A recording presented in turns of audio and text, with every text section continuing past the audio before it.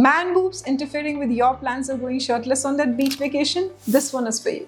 Hi, this is Dr. Mrinalini Sharma. I'm a plastic and cosmetic surgeon practicing in Estiva Cosmetic Clinic, Saket. Today in this video, I'm going to be talking about gynecomastia, which is the most common cause for which men approach us. Now, what causes gynecomastia? Gynecomastia is basically a problem which happens most commonly during puberty.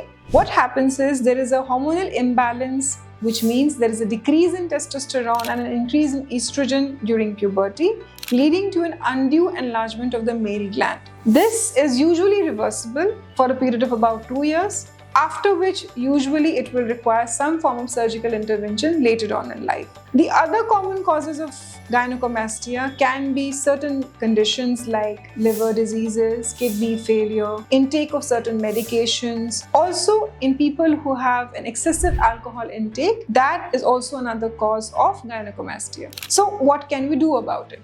First of all is to modify those lifestyle patterns which are leading to gynecomastia. So if you are into intake of certain drugs, say antidepressants or steroids or alcohol, these need to be taken out completely or at least reduced significantly. This can restore the hormonal balance and correct the gynecomastia. The other important cause is obesity. Now, what obesity does is it causes something called pseudogynecomastia, in which it's not really that the gland is enlarged per se, but the excessive fat itself gives the appearance of a female breast-like look.